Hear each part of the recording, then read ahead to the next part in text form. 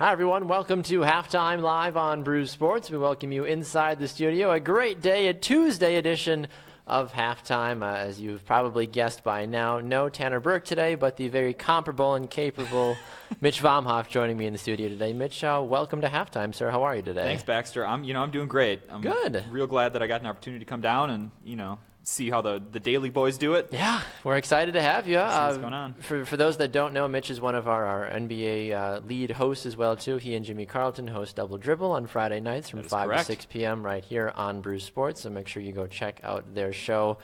You can get their show and all the other shows that we do on demand by going to our website, brewsportsnet.com. You can also find them up on YouTube as well, too. Just search for Brews Sports. Facebook as well, too. Really, anywhere that Brews Sports is there, you can find videos of virtually everything we've done. So, numerous ways to interact with us. We are excited to have you all along with us for the show today. Of course, we're going to have Brennan Mense joining us in our second segment to talk about the World Baseball Classic. We've got a lot of different great things to talk about today as well, too, Mitch. So I'm excited to really dive into it. If you want to interact with the broadcast, of course, comment down below on the video link on Facebook. Share this with your friends as well, too, so that way they can hear all the amazing things that we have to say. You can also tweet at us as well. I am at Baxter Colburn, at Brews Sportsnet as well on Twitter, and you are? I am at Mitch Vomhoff. Mitch Vomhoff. It's a great name. One F. One F, yes, please. One F, not two Fs. Okay. All right, it's Mitch. the bane of my existence. It is, and I honestly am guilty of that as well, too, Fs. sometimes. I'm like, all right, Mitch Vomhoff. I'm like, nope, that's too many Fs. Too many Fs. One F for the Vomhoff. Yes, before we go, we need to tell people what we're drinking, what we've got in our hands. I will lead. I've got another cider. What's in the big cider man? I see. What's in the fridge basically is oh my gosh, it's a Sprecher cider basically. It's decent. I'm not a huge fan, but I'm not mad about it at the same time. And then my my pint glass is from the West Bend Tap and Tavern. Eat and drink local. Also rep local. Nice. Yes, very rep nice. local. It's Excellent. got the beautiful, for those of you that can see, it's got the Wisconsin symbol on the back of the glass there as well, too. So check that out and love it. So cheers to you, Mitch. Yes. What do you got rolling today? I have an old classic, a standby of mine, the Lakefront IPA. Ooh, the Lakefront IPA. Which really, to me, is probably my favorite IPA, and kind of just like maybe what sums up the format, the beer format of the IPA best. No, this is. I'm not a huge IPA fan. It just never has been my thing, unfortunately. And everybody's different, of course. That's why there's numerous kinds of beer, obviously, because everybody's got a thing that they like, and other people don't, of course. Yeah, for sure. And I've never strived to be a beer elitist. Obviously there are some people who are very uptight about their IPAs and their bitterness units. And I all do that, know some people that are very like, I drink IPAs only from Napa Valley. Be like, okay, you need to stop. You need to go home because you don't deserve. We can't have this conversation. You're far too snobby for what I would like you to be. All right, Mitch, rolling along with the program today. We're going to start things off talking about the college basketball tournaments, of course, NCAA time, the March Madness, all that fun stuff. Selection Sunday is, of course, this coming Sunday. Yes. So approaching a rapidly. very exciting time. But the conference tournaments have raised a lot of, some might say, controversy, I guess, because lower seeds are winning games. We have a good example here in Wisconsin. The University of Wisconsin-Milwaukee has a shot to win, correct me if I'm wrong, the Horizon League title. You're correct. And if they do that, they will have a non-winning record. Yes, to I do believe so. they are at this point I think they've only won like 8-23. 8-23, and they're playing for a conference title. Yes. Despite getting just basically boat raced all year.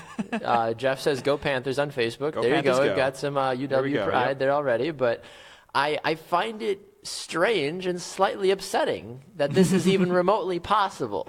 Yes. And it's only in college basketball. This doesn't happen in college football because, of course, you lose even one game, and all of a sudden people are like, nope, not a chance. They've been tainted. No way they make the playoffs.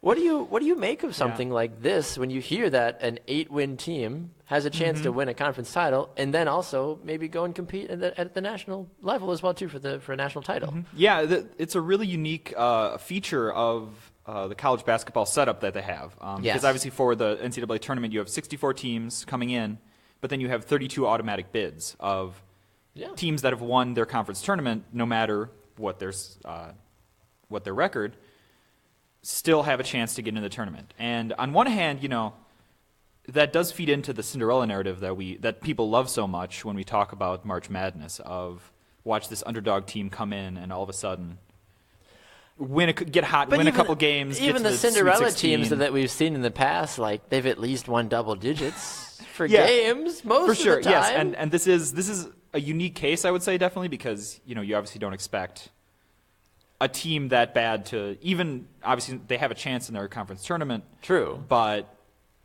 you don't expect them to make any noise. No, you don't. And I don't think that's why people need to read into this too much, because a team, unfortunately, like UWM, was probably going to get boat raced right out of the conference, right out of the NCAA tournament, honestly. Mm-hmm. David on Facebook says, "Yay, Panthers! This is what I love and hate about the tournament. Anyone can make it via the conference tournament." Now, is it correct, though, that if you win your conference tournament, no matter which one, you automatically get a bid in, or is it? There are 32 conference tournaments that all get automatic bids. Jeez.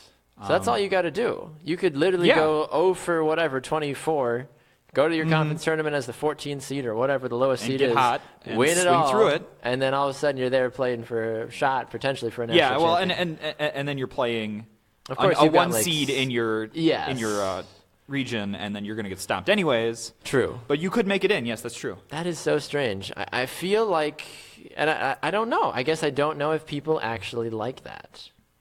Do you? I mean, the Cinderella story. I think people like the small talking schools. About it. They do.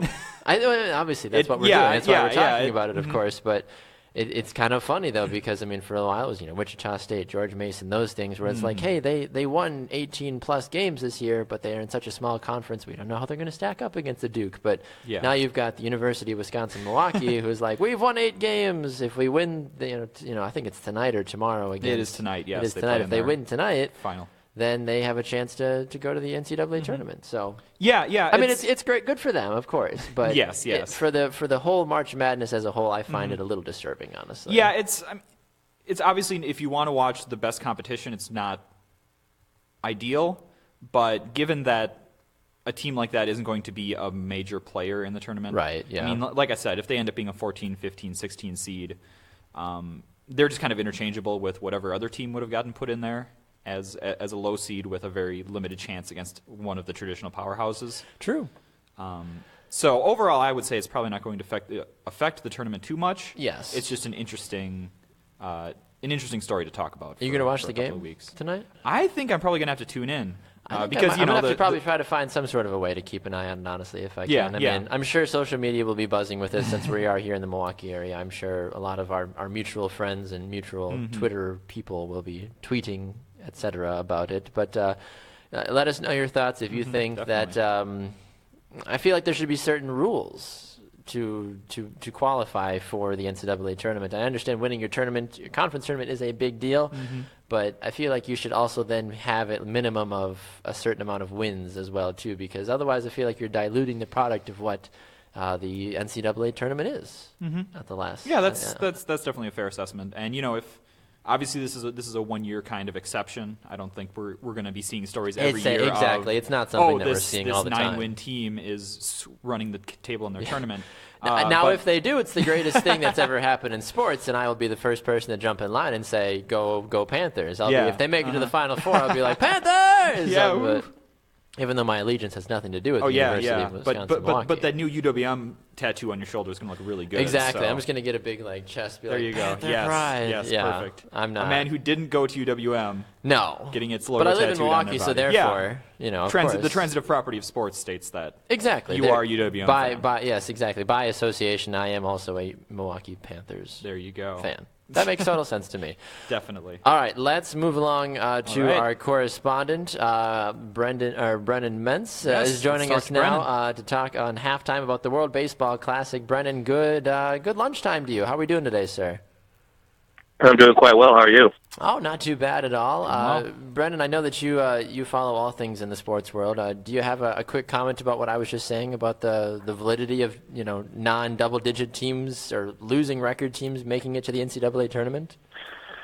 Oh gosh, it certainly is bizarre, and of course, in a year like this where it's just so strange all around college basketball and the NCAA tournament, that you're going to have a 23-loss team that could very well make it to the NCAA tournament. That's true. Yes. I mean, you just got to shake your head and say sports. That's all. That's all you can say, honestly. Just be like, "Welcome what else to sports." Can you say? Mm-hmm. I mean, and that's why. What else can you say? And that's why so many people love sports as well at the same time, because anything can happen at any given day, honestly. So good for the Panthers, good for that, for them overall. But don't get too attached, I would say, if you're Panther fans at this point, honestly. But let's talk about baseball, because that's what you have a much more budding knowledge about, Brennan. The World Baseball Classic is going on right now. It's so interesting how these shows on Brew Sports have transitioned, because we started by making fun of the World Baseball Classic last week and being like, nobody talks about it. It's a useless tournament. And suddenly I think I've talked about it now more in the last couple of days than I've ever talked about it in my entire life. Which is just kind of funny how that kind of works. But we've seen some interesting games so far for the World Baseball Classic. Israel, of all people, is continuing to win their games. Japan won a big game today. The Netherlands upset Korea as well too. But what have been some of your takeaways here from the first opening rounds of action for the World Baseball Classic?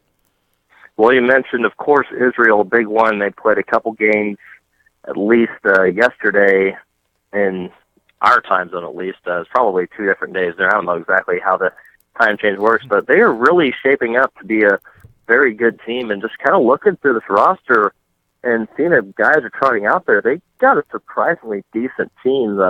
Sam Fold, Nate Freeman, Cody Decker, Ryan LaVarnway, Jason Marquis, even former star pitcher on the mound for Israel yesterday. And they really are shaping up quite nicely. And, of course, beating a team like South Korea in their first game 2-1 in extra innings, and then they're turning around and blowing out Taiwan after that. It's really something eye-opening, and we could possibly see Israel as type of this year's version of the Netherlands, who pretty much came out of nowhere in 2013 and finished in 4th place in the entire tournament. And, of course, you mentioned the Netherlands shutting out South Korea yesterday as well. They have quite a stacked roster as their own, a lot better than you would think for a country like that. So really some interesting things to see early on. And, of course, it's hard to say how much you can take away from it, as we still have yet to see teams like the U.S., Canada, Dominican Republic, Venezuela, Puerto Rico, those squads that have a lot of major league players on their roster. So it'll be interesting to see how teams like the Netherlands and Israel will match up with those squads that they get started here either tomorrow or Friday, and how that will shape up. What are the realistic expectations about the United States? You mentioned them, of course, being a highly touted, side, and in years past they've done fairly well overall too. But do USA fans have a reason to be excited about this roster? Well, I would imagine that they have to be, of course, as I mentioned the last time I was on with you, U.S. baseball fans in particular, and you could argue the players, I can't say this for sure, but probably don't take as much pride in it as other countries, especially, say, Japan and Cuba, and maybe even Dominican Republic, as Japan has won the entire thing twice. Mm-hmm. So take it with a grain of salt. And as you see, the U.S. hasn't even finished in the top 3. They best finished a 4th-place finish in 2009. So you would have to expect, at least just by the talent, that they certainly can win it all. There's no doubt about that. But at the same time, it's just kind of how much do you want it and how much do you want to push your players, since in particular, the way I look at with Japan, their first 2 years, I mean, Japan is very, very, that's part of their culture. It's country over everything, it seems like. And then also, you're playing with pretty much an entire roster that is players in the Japanese professional leagues, Nippon Professional Baseball, and this year is no different. The only MLB player I find on their roster is Nori Aoki, and so you have an entire league that's all played together with Japan as well, unlike many of these other squads where you have a mixture of players in the big leagues, some players in the minor leagues, and some guys that they're nowhere to be found in U.S. professional baseball. And it's kind of hard to play together with these guys, and you may not have even met them before.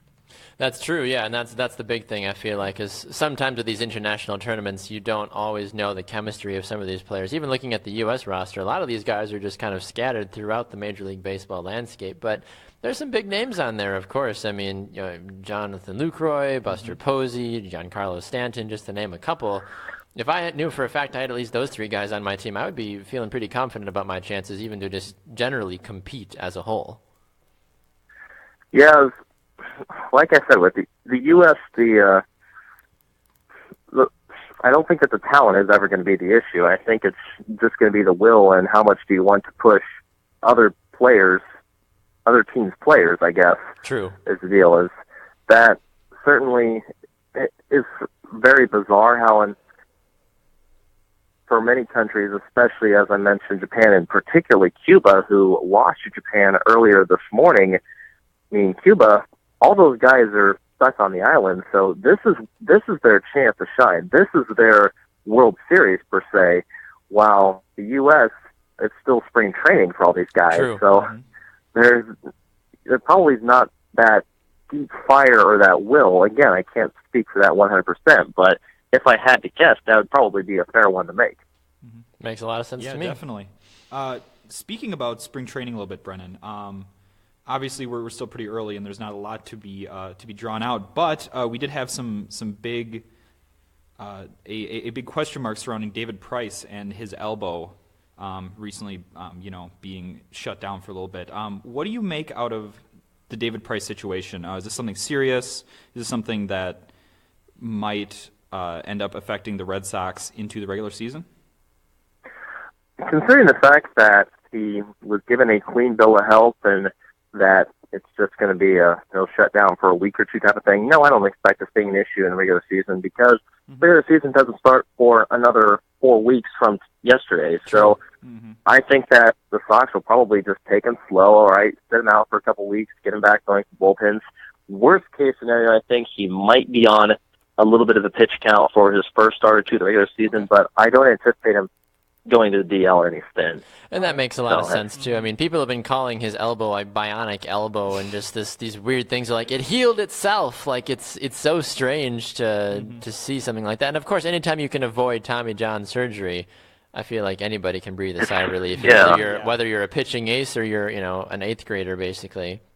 So it makes a lot of sense to me, honestly. But certainly some good insight on David Price as well, too. I mean, as you mentioned, we're still a couple of weeks away as well, too, from opening day, and spring training is a hard thing as a whole to try to track because there's so many different things happening all over the place, especially with the World Baseball Classic as well, too. But are there any other stories that we need to be tracking or players that have maybe started to do different things that we need to keep an eye on as we go forward the next couple of weeks, Brennan? Honestly, Claire, right now it's been pretty quiet so far. Did have a couple of deals here. Scott Kazmir of the Dodgers leaving a start to was on Monday with a sore hip, which could be an issue to the Dodgers as they do not quite have as much depth as they've had in previous years, but they do have a lot of other options, Brandon McCarthy, Julio Urias, and also Ross Stripling and Alex Wood there. So a lot of testing for them in that case. And also David Dahl of the Rockies coming down with an injury as well. He is a guy that's been seen as kind of a breakout candidate, though kind of stuck in a crowded outfield for them as well. So hard to say exactly how much playing time would be, but he is out for at least 2 weeks with a stress fracture in his ribs, so that could be a blow for the Rockies come opening day. There's unclear whether he will play at all by the end of spring training. Good to know. All right, Brennan, as we let you run here, any other final thoughts from you, Mitch, before we let Brennan run? No, I think we're good. Okie doke. We'll obviously keep monitoring spring training and just really anxious to get the baseball season going. Absolutely. All right, Brennan, where can people find your work and find you on social media as well, too, sir, to keep up with the latest baseball news? Yeah, once again, at Brennan Mense. That is all one word and lowercase, so feel free to shoot me a follow and stay up to date. Appreciate it, Brennan. Let's talk to you again soon, all right, sir? All right, bye. All right, there goes Brennan Mense here on Halftime as we continue to look at spring training and look at the many storylines, of course, hanging around the World Baseball Classic and all the other excitement budding as well, too. A couple of things here on Facebook as well, too. Armin says he's loving your man bun, Mitch. Thanks, so shout out to Armin there. Appreciate it. I could never do that with my hair. I could get my hair long enough, but I don't think I could stand having my hair that long. Oh, sure. What was the inspiration for the man bun? I was just at a point where I was really curious to see what my hair would be like when I grew out because I had never done it before. Okay. And you just figured, what the heck? And I figured this is a trendy thing. You're at a new stage in your life, basically. Yeah. I'm becoming a real man. Becoming a real man. Does a man bun classify as becoming a real man? It probably doesn't to most people, but that's fine. Maybe. I don't know. A special hello to Kurt as well, too. He says, hello from the hospital. Looking good, guys. Hi, Kurt, and/or hello, Father, at that same time, too. Hope you have a speedy recovery, Dad. Hope you're doing well. But continue to comment below with us, guys, here as we continue to move along. Just heard from Brennan Mense, as we mentioned, talking about the World Baseball Classic as well, too. If you missed the first part of the show, talked about college basketball and the tournaments and how a team that only has 8 wins, the UW Panthers, not the UW Wisconsin Panthers, if I got my letters correct, has a chance as an 8-win team to win their conference title tonight and then go on to qualify for March Madness, and just the kind of the chaos and silliness that ensues and how I think that's diluting the pool for March Madness as a whole, too. But either way, comment on that. Give us your thoughts. Give us a share as well, too. And, of course, use the hashtag BrewSports as well to interact with us as we're on the air.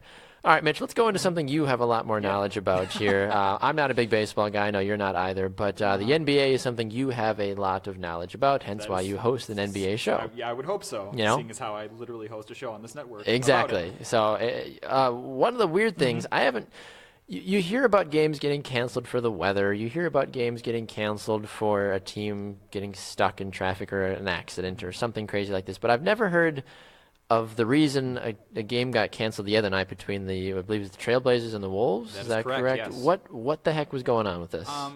So as you might know, a lot of arenas are multi-purpose facilities. True, yes. A lot of sports arenas. So in the Wolves' case, they also host hockey and other ice-related events. In this case, Disney on Ice recently wrapped up a 5-day stint. Disney on Ice.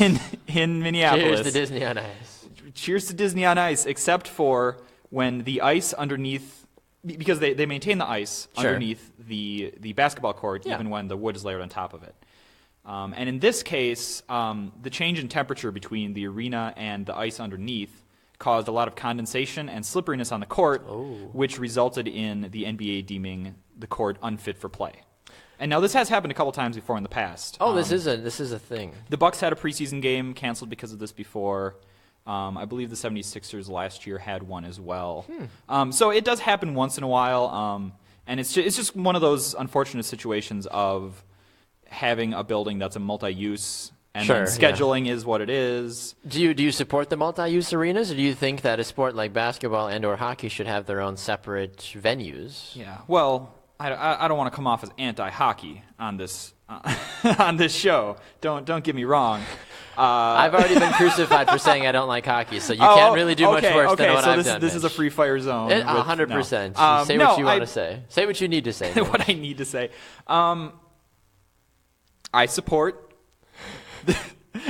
You can be just bluntly honest. You don't have to dance around it. Sports being in the same arena, except for in situations like this. When there's not many others. And obviously, like, it's detrimental if it is. You have multiple things going on and they're interfering with one another. Well, I think about the Bradley Center here in Milwaukee that was like honestly designed as a hockey arena. Yeah. That just kind of ended up being both. How'd that work for us? They're building a new stadium. It's fine. Yeah. Totally fine.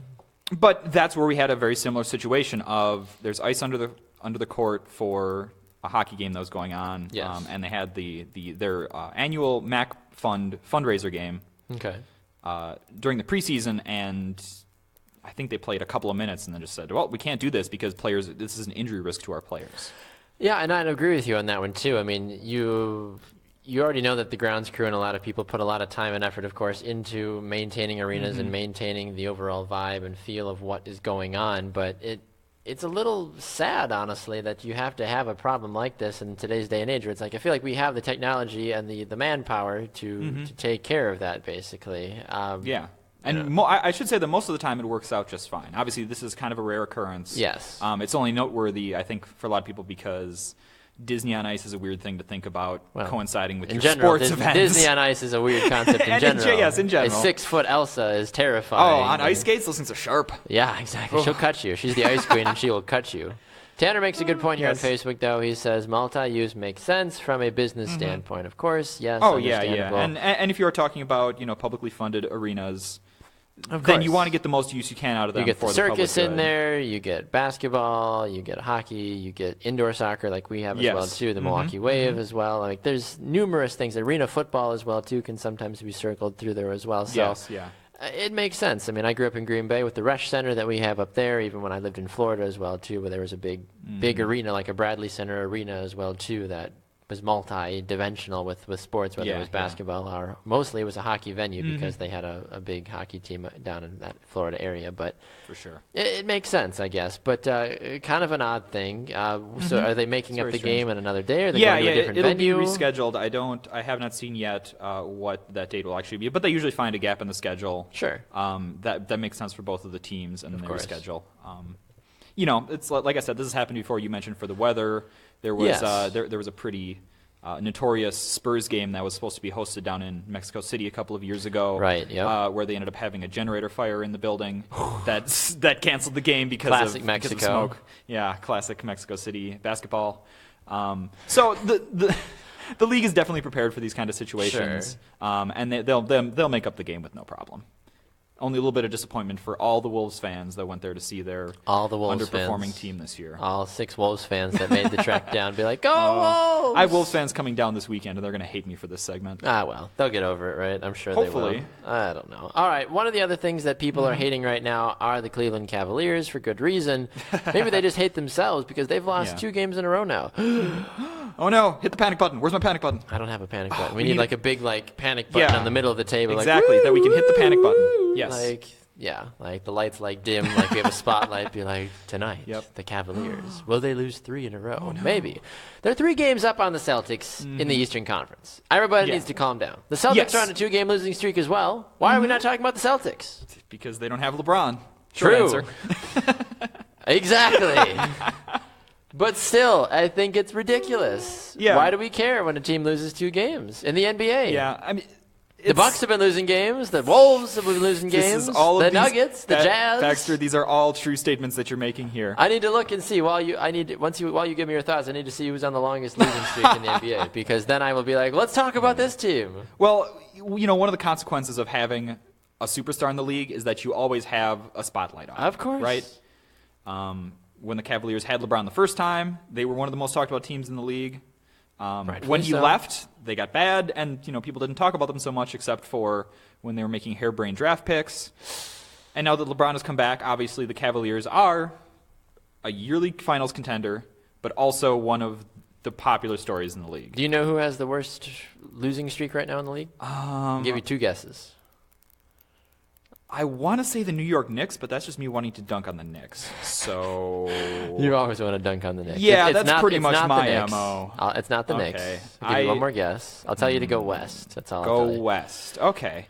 I mean, obviously in New York, all you can do is really go west. Would it be the Phoenix Suns? No, really. The Phoenix Suns are on a 3-game win streak. Oh wow! Fun fact. Oh no, that's right. Yeah, yes. The Lakers. That's right. 7-game losing streak. Lakers. Where's the panic button for the Lakers, ladies and gentlemen? Why aren't we freaking out about the Lakers? They haven't even won 20 games yet this year. Yeah, well, if you had that roster, you wouldn't win 20 games either. You're absolutely right about that. The Sacramento Kings right behind them with a 5-game losing streak. Yeah. I mean, come on. The Spurs are on an 8-game winning streak. No one's talking about that. Yeah, no one ever talks about the Spurs. But they're the most consistent team in the league over the last 20 years. Atlanta's on a 3-game losing streak. I mean, they're a good team, but I mean... Yeah, but it's... Memphis, Oklahoma, 3-game losing streak. It's all about the stars and the big cities. I mean, it kind of always has been. Oh, and of course, and that's how sports is as a whole. I mean, who cares? I mean, honestly, if Charlotte was on an 8-game winning streak, I don't think people would care. Would they? It's hard to tell. It's hard to tell with a team like Charlotte. I mean, but like that's a strange market. If you pick Charlotte of all places. Yeah, for sure. If they were in, let's say between the 3rd and 7th spots in the East, then you might be, Charlotte's starting to make a run. An 8-game surge. Exactly. But I mean, you've got Charlotte sitting right now in the 11th spot. They're a couple games out. They're a couple games out of the playoff race. Yes. Realistically, when you really look at it, there's a couple of teams. Charlotte is one of those teams that could somehow still grab that 8th seed in the Eastern Conference because that is still kind of up for grabs. It's a real mess in the bottom 3 seeds and it is. Right under the line in the East, so anybody could kind of make a run there. True. No, you're absolutely right about that. So, so the Cavs also have lost, though. They've lost a player. Yeah, this is, being from Milwaukee, I've always had a soft spot in my heart for Andrew Bogut. Cheers, Andrew Bogut. Cheers to Andrew Bogut, who just throughout his career has just had the worst luck, culminating in less than a minute into his Cavaliers career. 58 seconds. 58 seconds after being bought out and acquired by the Cavaliers to reinforce their playoff run. Woo! Suffered a fractured leg and will miss the rest of the season. That's, Now that is classic Cleveland right there. That is classic Cleveland. That is classic Cleveland. They got what everybody thought would be a good pickup, reinforce their center rotation. Why did the Warriors get rid of Bogut? Can you explain that to me? I was a little confused and saddened by them getting rid of a guy like Bogut. For the Warriors, it was very much a cap crunch type situation where they were gearing up to make a run at Durant and needed the space. True. So you do what you got to do. Letting Andrew Bogut walk was their way of getting the money to bring Kevin Durant in, and it certainly worked for them. Now of course Kevin Durant has an injury and he's going to be out for a while. Yes. We talked on the Friday show last week about knees and everywhere. The plague of knees. I think I got a knee injury just listening to your show. I was like, Lord. I was walking to work yesterday. My knee started hurting. I was terrified. I'm done. I'm gonna have to be out indefinitely at this point, guys. Put me on the DL. It's rough. So we feel bad for Andrew Bogut. Obviously a guy who helped bring a little bit of excitement to Milwaukee. Oh, of course. I was excited when we got him. We drafted him too. Yeah, number 1 overall. I mean, he was an all NBA player for a while, and then just suffered a series of increasingly tragic injuries. Unfortunately, that have really impacted a career that we all thought was going to be great. Yeah, I'm curious too, and I think people on Facebook know the Cavs are going to make the playoffs. But realistically, now that you lose Bogut, you're on a 2-game win streak. Do you pay a lot of attention to losing streaks, especially in the NBA when you play so many games? I mean, the NFL is different. You're on a 2-game losing streak. There's your potential shot at the playoffs gone, kind of a thing. So, you got to be careful, obviously, with a 2-game losing streak. But baseball, you can lose 40 games in a row and still make the playoffs, which really ticks me off, honestly. I hate baseball. We're going to need a new segment of what ticks Baxter off about baseball. The long seasons is really what it is what boils down to it. And baseball on TV, that also sets me off the edge. Robert wants to know if we are actually drinking beer. Yes, we are, Robert. If you missed the first part of the show. Welcome to Brew Sports, I'm Robert. drinking a cider. He's drinking an IPA. Yes, sir. Locally brewed and bottled here in the great state of Wisconsin. Are you drinking? We always ask people to drink on their lunch hours. I drink on my lunch hour. I think legally I cannot, but I will let Baxter encourage Someone's got to get paid to talk wants. about sports and drink beer, okay? Why not us? Why not us? You're damn right. That's what I always say. All right. Yeah, exactly. Be like, I feel like you could use that as a comp. Talk to your boss. Be like, listen, I know these guys. They get paid to talk about sports and they drink all day. Sounds pretty good. I want a raise. I feel like if you want my performance to go up, I should also be able to drink all day and occasionally talk about sports as well, too. Yes. Yeah. Oh, yeah. I'll have to make that argument next time I see him. You let me know how that goes for you. Oh, yeah. I might be asking you for a full-time job pretty soon. There you go. You can submit your application to Brew Sports there. Robert says, no, not really. He's not drinking. He wish he was, of course. That's all right. Yeah, Robert, let us know your favorite beer. We love hearing what people like to drink. I feel like a beer and the alcohol choices define people so much nowadays. People say you're defined by the car you drive, the coffee you drink, the clothes you wear, but I feel like the beer you drink as well too, or the wine you drink you drink sometimes defines you as a person as well. It says a lot about it does. When I walk up to a bar and I see someone with a certain beverage, I can safely assume some things about that You get a person. couple ideas about that person, yeah. I mean, if you see a lady at the bar drinking a nice glass of wine, you're like, oh, she seems like a very classy woman. Yes, you know, she's sophisticated. Sure, yeah, she's sophisticated. She's got her life in order. You know, like, great. But if you see somebody at the bar that's got, you know, a tall, you know, rum and Coke, you're like, well, I don't know what your life is really at right now. Are you short on money because that's all you can afford is rum and Coke? Or do you I suspect that they needed that rum and Coke in some capacity. Exactly. Usually people don't get rum and Cokes unless they absolutely need them, I feel like. All right, Mitch, let's transition into the NFL. This offseason might make a lot of people drink, and I've actually been very excited about the offseason. The NFL free agent market opens on Thursday. We're 2 days away. We know for a fact there's going to be insane deals, bang, bang, bang, all over the place, and then there's going to be silence again, of course, because that's what you do. You go crazy on the first day of free agency, kind of like Christmas morning. You rip open all your presents. You're like, let's see what we can get. And then all of a sudden it's like, whoosh, and it's quiet again, too. So looking at free agency, there's a lot of good people available. Of course, Adrian Peterson is the number one name on everybody's lips, and we'll talk about Adrian in just a moment. But yes, we will. Brandon Marshall is a name that a lot of folks have talked about as well, too. Released from the Jets after they couldn't come to an agreement. They offered Brandon Marshall a contract. He said, no thanks, I'm going to pass, I'm going to walk. Yep. So it's not like they couldn't, you know, it's not like the team was like, we don't want you. They're like, well, if you don't want to be here, that's fine. We'll cut you. We'll call it a day. You were saying that the Chargers just axed 3 big players as well, too. Yeah. Before the lunchtime, Brandon Flowers among Brandon those Flowers, players. a former highly coveted cornerback in the league, cut. I would take him on the Packers. Granted, I would take most anybody in the Packers, especially when it comes to defense. Offensively, we need a running back. You have 2 legs, and can you see the opposing players? Yes. Can you actually run a zone defense? You can play in our defensive backfield. We can't cover, but maybe you. You could be the missing link to the Dom Capers debacle. But, yes. So obviously a lot of people are going to be caring about where Marshall goes, but the 3 names that I'm sure at the quarterback position people care about, Tony Romo, Colin Kaepernick, Jay Cutler, of course. Yes. I'm hearing rumors that Romo is going to go to Chicago, Colin Kaepernick is going to go to Cleveland, and Cutler is going to go to San Francisco. Oh, wow. That would be a very interesting development. Do any of those players actually make said teams better?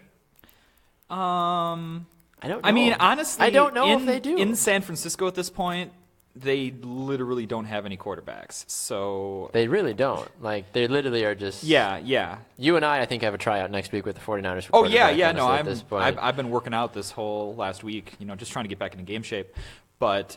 True.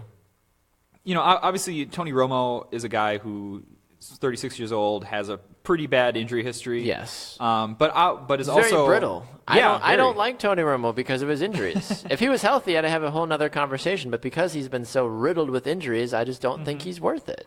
I don't think any team should try to pay him starter money. It's a very big risk unless you feel that you have a great offensive line and a great scheme that is going to protect him as much as possible. Yes, I agree with you on that one. And so for a team like the Bears, you know, they've definitely got Packer some interesting fans would parts. take Tony Romo on the Bears. They'd be like, absolutely. We went from Jay Cutler to Tony Romo. I feel like this is Christmas almost, basically. So many options. Robert on Facebook says the Steelers would be a good potential landing spot. I don't know if that was for Adrian Peterson or Brandon Marshall. He also says that Bud Ice or Miller Lite are his drinks of choice as well, too. Some solid options, some real gritty day in and day out. Just always going to be reliable for you. You're drinking Bud Ice or you're drinking Miller Lite. Like, exactly. Nobody's going to fault you for drinking a Miller Lite. You are just, you know, it's getting the job done for you. You're absolutely right about that. He also says that you really shouldn't worry too much about a 2-game losing streak or losing Bogut, LeBron.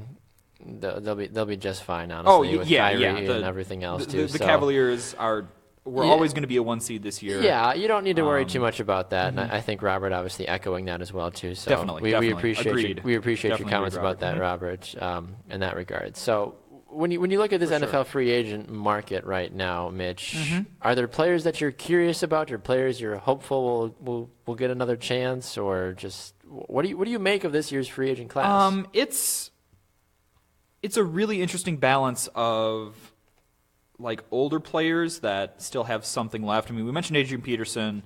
Jamal Charles is a really interesting name for me. Yeah. As a guy who was cut by the Chiefs, obviously he's had a couple of injuries. He tore an ACL multiple times now, and had a setback last year. But still feels like a guy who could help a team maybe as a secondary back, right? As someone to catch passes out of the backfield. I would agree with you on that one too. I mean, I wanna go with this too because Robert's been hitting us up here. He said that Brandon Marshall he thinks would make the Seahawks or even the Saints a better team as a possibility. Yeah. He also said Marshall to the Steelers as well too. I'm assuming he must be a Steelers fan, which I mean I would take Brandon Marshall on the Packers as well too. As a Packers fan. Yeah, for sure. I don't know how he'd fit into the offense. I don't necessarily know if we have room for him honestly. Yeah, that's tough when you have so many receivers. To Seattle slot though guy I feel like needs the help. I feel like New Orleans needs the help. I mean, how does Drew Brees continue to lead the NFL in passing yards and the Saints still not be a good team? Like they need now. They're talking about Brandon Cooks maybe even getting traded as well too. Yeah. I mean, that might be for some reinforcements for the defense that was holding them back. That is true. Last year though, so. And that's true. I mean, when the Saints made that Super Bowl run and won the Super Bowl, they had a really great defense, of course, and now. Obviously, Drew Brees is trying to do everything he can. That's a gentleman that you just kind of feel bad for. You're like, guys, we got to help Drew out. You know, we got to give him something. We got to give him somebody to throw to. We took away Jimmy Graham, you know. So for sure, I totally support a Brandon Marshall move to Seattle and move to New Orleans to try to help it. Yeah, Marshall, he would definitely. Marshall's basically said this though that he wants to try to compete for a championship. Seattle Seattle's a good spot. New Orleans isn't. No, not as currently constructed. Pittsburgh, and imagine Brandon Marshall, Antonio Brown, like boom, boom, 1-2. That would be a great combination. It is. And then with them and Le'Veon Bell, you might have something going. You might actually have They're a Steelers already a team. potent offense. So. Exactly. That's the Steelers team that could maybe upset a team like the Patriots. Yeah, you know? very possibly.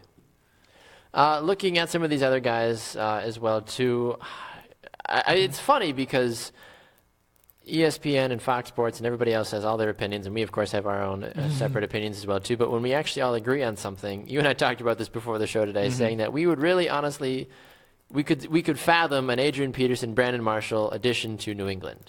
We don't like it, but we could see it happening. But the Patriots have that kind of combination of sixth sense and very, very coy maneuvering. To bring in guys who might be a little bit older but are chasing a ring. And that's the thing. If you're Adrian Peterson and you're Brandon Marshall, you're saying, look, guys, I haven't won a ring yet. I want to be a Hall of Famer. I want to cement my legacy. All I need to do is win the Super Bowl, and I'm good. Basically, you know, I don't have to win 5 like you did, Tom. Like I just need to win 1. I just want to come on. Yeah, for sure.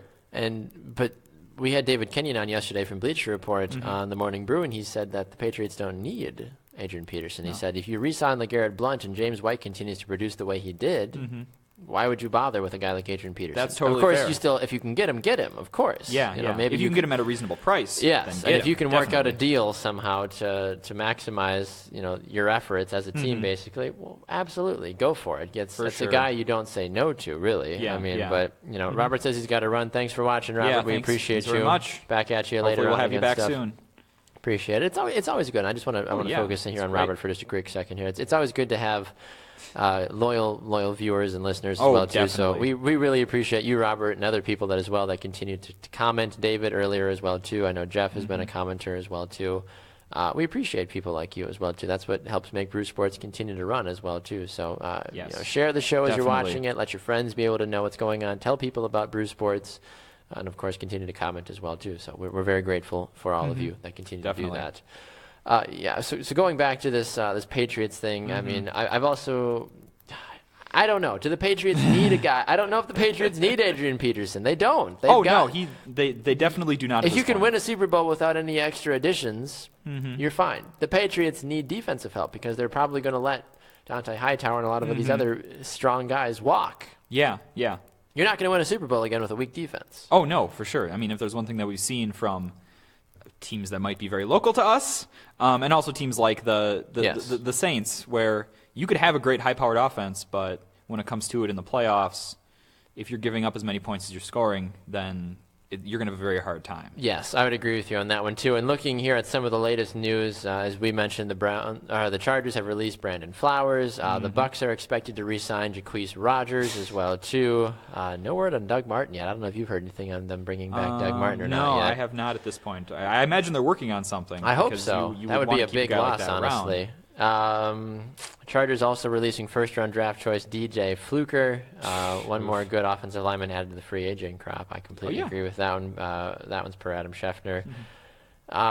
You mentioned Mike Glennon to me off the air. I did, in fact. Where? Where do you think he's going to go? That's a good series of questions, Baxter. He's not a bad quarterback. I don't think. He got screwed because they drafted Jameis Winston. He definitely ended up in a situation where he was a backup who arguably could, given some of the situations in this league, could be a starter. Yes. I don't think he's a great quarterback, but I think Mike Glennon has a lot to offer. I think he can definitely. I don't think he's the quarterback you want to rely on, but he definitely, given a good system, a good support system around him, could add some value. What about Mike Glennon to like Denver? Would Glennon be better than Trevor Siemian or Mark Sanchez?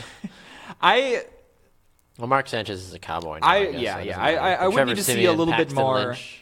It would be interesting. I think anyone looking at Mike Glennon right now is going to be taking a little bit of a gamble based on he has a decent body of work, but not too deep.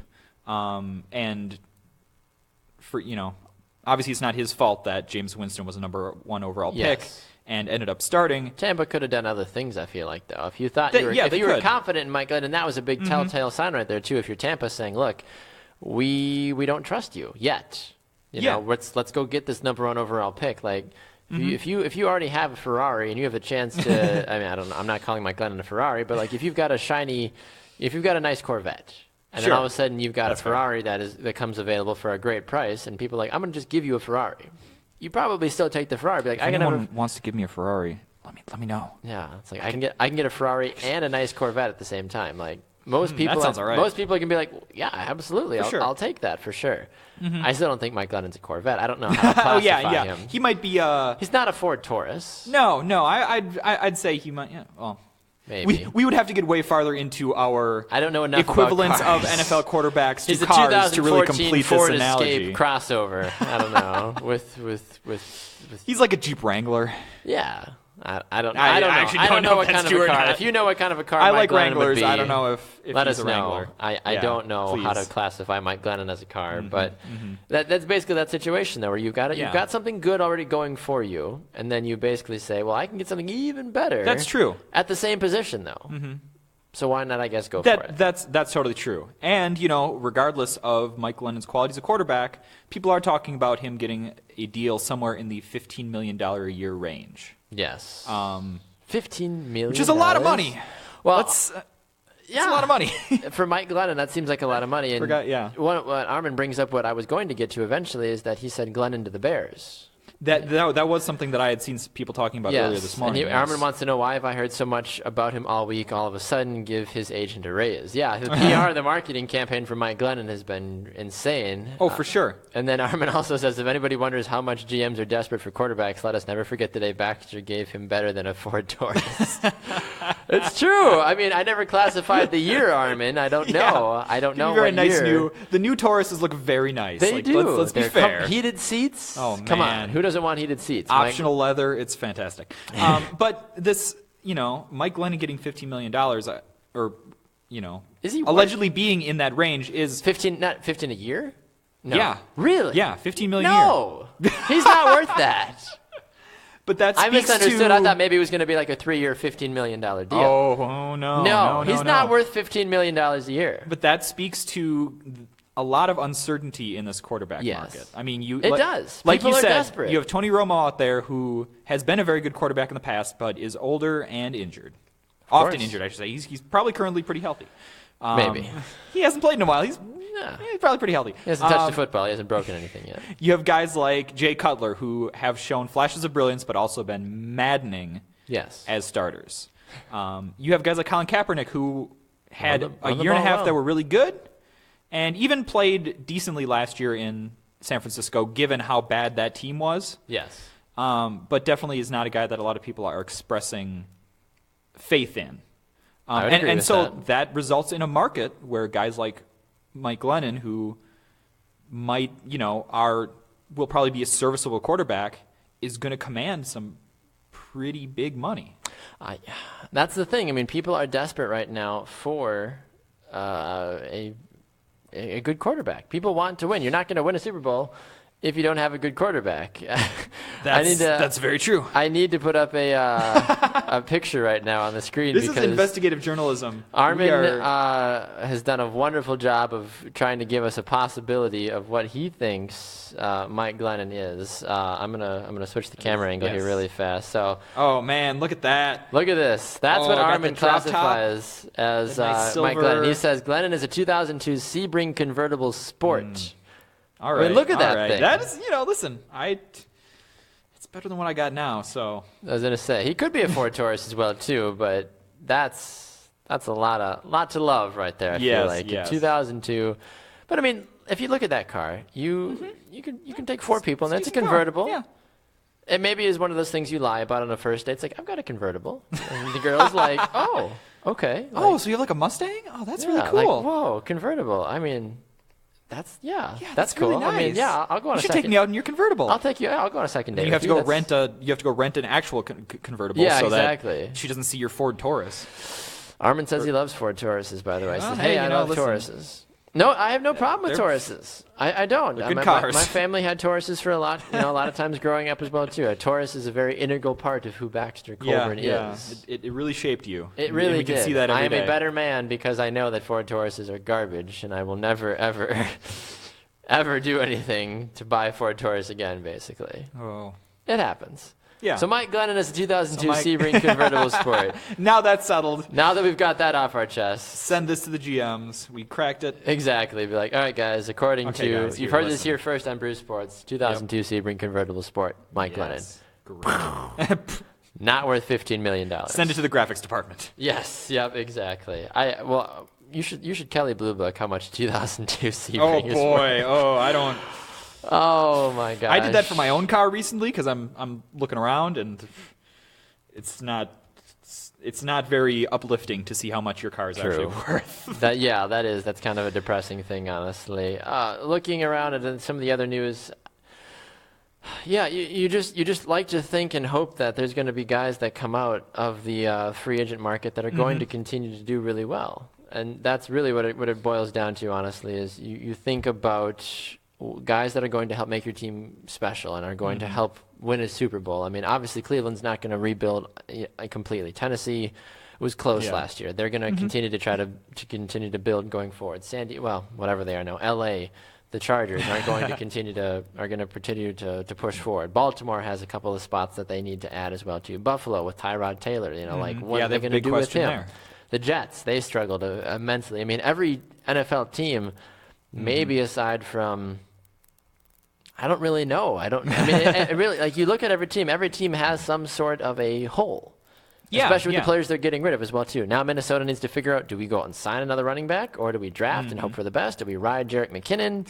What do we do for Minnesota? I wouldn't pick the last option. Let's just say. Yeah. He's all right, but listen. I'm not saying it's a good idea. I'm not saying it's the right idea at the same time as well, too. Yeah.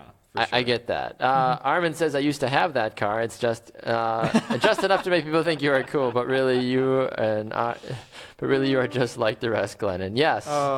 Shout out to Armin. Shout out to Armin with his 2002 Sebring. That's the way to go, basically. Definitely. Any other thoughts with this NFL free agency thing, Mitch? Any other players we need to keep an eye on? Anybody you're hoping maybe that goes to the Packers, or anybody you're hoping? I don't know about the Packers specifically, but you did bring up Donta Hightower earlier, and I am really interested in some former Patriots linebackers in Donta Hightower and Chandler Jones, who got traded to Arizona. Yeah, definitely. And it's always interesting with the Patriots to see who they let get to free agency and who they let go elsewhere. And there is some talk that the Patriots have some sort of a negotiation going on with Donta Hightower to bring him back. Because they didn't want to franchise tag him. I think it was going to be $7.6 million or something like that to franchise tag him. Yeah. And so they're probably still trying to bring him back at a reasonable price. Makes sense. But I would be interested to see, given that they kind of have not deemed those two players as franchise cornerstones, to see where they end up and how they perform there. Yeah, and I would agree with you on that one as well, too. So we'll have to keep an eye.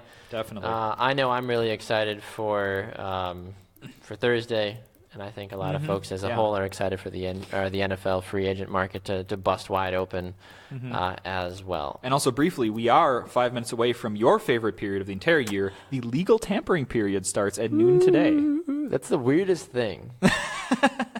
In what profession do you get excited about legal tampering? Tampering is always associated with crime. Bad. He was caught for tampering. What? Yeah. No, it's legal. You can tamper. It's totally fine. It's fine. You have 2 days before free agency. You need something to do. What do you classify as just go tamper with these players? What do you classify as tampering? Doing things illegally. Doing things legally is weird, but can't think. Are of you the talking word. about in the context of this or just in general? Well, in general, if you get convicted for tampering, what are you doing? Are you messing something up? If putting your hands where they're not supposed to be. If it's related to some sort of crime, you are maybe obscuring some evidence or changing things to make the trail harder to find, something like that. I could see that, I guess. One person that is tampering yes, go on. is Terrell Owens. He's tampering with a shot at becoming a Hall of Famer. He has some words for the Hall of Fame committee. Did you hear what he did? What he bought? Yeah, he purchased, seeing as how nobody wanted to put him into the Hall of Fame this year, he purchased himself a Hall of Fame jacket. Okay, I don't see what's wrong with that. It's a Hall of Fame jacket. Was that it? His career statistics on the back. Oh, well, that's a little different. Almost as if he wanted to make a point. I should be in the Hall of Fame because I have better numbers than Marvin Harrison, who's also in the Hall of Fame. But that's none of my business. Yes. Terrell Owens, you know as well as I, his career was defined by him being outspoken and by some of his antics on and off the field. No, that was Randy Moss. Whatever. It all blurs together. And Ocho Cinco and Randy Moss all blur together after a while. But sure. They do. Those three were the prime of the NFL when they were playing, of course. But question number one, is Terrell Owens a Hall of Famer? Yes. He has to be. He's top 3 in touchdowns, receiving yards, top 10 in receptions in the league. Makes sense. Behind Hall of Famers all around. And even people that are in the Hall of Fame are saying Terrell should be in the Hall of Fame. Yeah. So why is he not?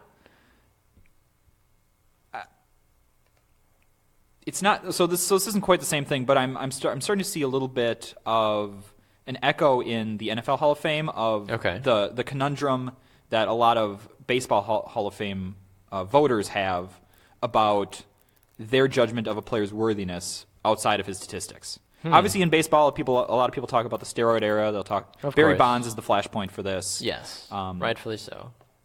Obviously he has some of the greatest statistics of all time, but people are going to stand by that he shouldn't be in the Hall of Fame because of his steroid use. I can understand that. And regardless of how you come down on that, and then Pete Rose is not in the Hall of Fame. And Pete Rose with his gambling issues is kind of the same thing. And it almost makes you wonder if some of the voters for the Football Hall of Fame are looking at Terrell Owens outside of his statistics and saying, well, this dude was... The locker room cancer, divided people. He had locker room issues. He was very outspoken. He did a lot of things that we don't really like and we don't feel should be rewarded with a Hall of Fame. How many other players in the NFL that are in the Hall of Fame... Oh, sure. No, I'm not... I'm not saying that... stuff. I'm not saying that these are views that I personally consider valid, but it's definitely entering the equation for some voters. Yes. No, you're right. And I think, though, that they're losing perspective. Yeah, for sure. You are told to vote on a player based off of their career statistics. That's what defines a Hall of Famer. It doesn't matter the amount of charity work they did. It doesn't matter whether or not everybody liked them or not. You vote on how they did on the field, playing the game, or whatever sport it is. Football, basketball, baseball, hockey, anything. If you score 1,000 goals and you had 600 assists, you're going to be a Hall of Famer. You're going to be. If you win a Stanley Cup, or if you win 2 World Series and you led your team in batting and you had 500 stolen bases, you're going to be a Hall of Famer. And Terrell Owens, as you said, top of almost every list, or top 5 on almost every list. Statistically, you need to be in the Hall of Fame. Yeah, he's one of the best wide receivers ever to play the game. To ever play just the kind game. of full stop. Exactly. That's the thing. You can't. It's you can't say Terrell Owens is the best receiver, one of the best to ever play the game. Oh, and by the way, I don't like his personality. That you can't say that. You can't tell somebody that he is one of the best to ever play the game and then also tag on at the end, but his personality's not. Well, so what? Everybody's got weird sides to them. Everybody's got a strange personality. Like, it happens. Everybody is different off the field. Yeah. His personality, he wasn't getting into fights. He wasn't cheating. He wasn't punching refs. He, he was a character. He got, flagged occasionally for over excessive celebration. If that's the worst thing he did on the field, then shut your mouth. As a voter. That's really valid. That's really what it comes down to. That is valid. And I find that ridiculous that people put so much stock in what people did off the field. Correct me if I'm wrong. I think Ray Lewis is a Hall of Famer. Or maybe soon. I could be totally wrong. I don't want to make this argument without being completely wrong. I don't think he's in the Hall of Fame yet. I don't think he's in the Hall of Fame yet, correct. But a guy like Ray Lewis, if he's not in the Hall of Fame yet, will likely be a Hall of Famer. Ray Lewis was attached to murder. Yeah. And he's still going to probably be in the Hall of Fame. I mean, if you want to talk about that, like Marvin Harrison. But that was off the field, though. Also, off the field. Yeah. And then, but I don't think people would be making a big issue about this with Ray Lewis. I mean, they'd be like, well, Ray Lewis he won a Super Bowl. He was this pantheon of an exciting defensive player. Why would we ever think of course he belongs in the Hall of Fame. Well, if we're judging people based off their off the field character as well too, Ray Lewis, Marvin Harrison, how many other people out there in the NFL or in any sport should be, negated that opportunity then? I agree. And it's definitely a case of people it depends on a lot of people's perspective of what the Hall of Fame should be. Yes. I think a lot of voters for multiple sport Hall of Fames, not just football, are starting to look at it as the best representatives of the sport. And for that, a lot of them are then starting to look at character, correct, not really morality issues, but things beyond the actual play of the game. You're and right. generally don't. I would say I generally don't agree with that. I would fall more along your lines of thinking of these are the great players of the game. Yeah. These are the guys who did the most on the field. And I respect that, of course. But obviously there are people who have a little bit more sway in these conversations than you or I. Of course. Who are trying to almost mold the Hall of Fame into what they think should be kind of the pinnacle of the sport. I agree. No, I feel like I completely agree with you on that one too, and I feel like sometimes people let their egos get in the way and sometimes negate the fact of how good certain players are. I mean, how many guys that are on the voting committee, if we started going through the voting committee one by one and saying, well, what have you done off the field? What have you done outside of your profession? You got whatever. You got a speeding ticket last month. Oh boy, like you're obviously a hazard to society. Why would we, what justifies you to work in your profession, or what justifies you to make this vote, sort of a thing. I mean, everybody has something nobody's perfect. Nobody is. I'm not, you're not, nobody is. It happens, Yeah. But at the same time, if you are just honing in on one specific thing, vote for how they performed in their profession. Everybody does things off the field. If we were having a moral Hall of Fame, well then sure, T.O. doesn't belong in the moral Hall of Fame or the role model Hall of Fame. Totally understand that. Different scenario in this situation, I feel like. Just judge him off what he did on his stats. Let the rest go. Deal with it outside of that. That's my opinion, and I appreciate your opinion as well too. Yeah. Thank you to everybody that was been commenting as well too. Armin says, "Where's the Ray suit, Ray?" I totally agree with that. Greg says Adrian Peterson should go play for the Packers. I would be fine with that. Yeah. Totally. I'm not going to be mad about that, Greg. We are well over our time, unfortunately. Yeah. But I mean, when you've got stuff like this, though, that is hot and people are curious and want to talk about it, I'm not gonna stop talking about it. I mean, this is the best. Armin, you're too kind. You say I'm perfect. You're perfect, Armin. You with your 2002 Sebring convertible sport are perfect. Greg says, Baxter, have you ever gotten a flag for excessive celebration? Not yet. I have not. There's still time. It's still a little early. And then Armin also says, I don't think it's simply about personality, though. It's the question if that personality made his teams worse, even though he had great talent individually. When T.O. was in his prime on the 49ers with Jerry Rice, and even when he played for the Eagles as well, too, I don't think he made those teams bad. I think he made those teams excessively better. So I don't know how hard you can argue against T.O.'s personality affecting the team on the field. Maybe there was disconnect in the locker room. Very possible, but on the field, I never saw an issue with the Eagles when he was there. I never saw an issue with the 49ers. He always seemed to be like the best player on the field, honestly. So, all right. Well, we should probably put a wrap on things here, Mitch. Yeah, I suppose. A very big thank you to you, of course, for your time filling in for Tanner Berg today as well, too. It's great to be here. We look forward to having you back on as well again, too. You'll be back here on Friday. As well, too. 5 p.m. Central. Can you give us a little bit of a preview of what you're talking about Friday night yet, or to be determined still? We're obviously still gathering news, but I think we're definitely gonna have some interesting conversations about season awards, a little bit of MVP, defensive player of the year. People love to debate the awards. Rookie of the year talk. Yeah. I don't know if we want to get into All NBA quite yet, but I feel like that's we're getting to the point in the season. Okay. Well, I'll definitely be looking forward to seeing what you guys come up with there on Friday night. Definitely. Remind people where they can find you on social media. You can find me on Twitter at Mitch Vomhoff.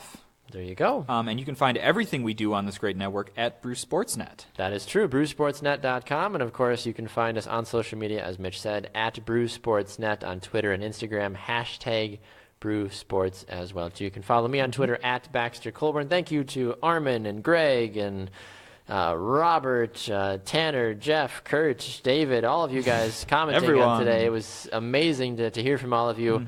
We'll be back with our final slot of programming today at 4 p.m. Central, 5 Eastern, live right here on Bruce Sports. Myself and Tika Griesbach are going to hit up happy hour and dive into the world of sports as well once again. He's Mitch Vomhoff. I'm Baxter Colburn. We'll be back here again tomorrow on halftime at 12 Eastern, 11 a.m. Central Time, right here on Bruce Sports. Enjoy the rest of your day. We'll see you guys back here again at 4 p.m. Central Time. See you then.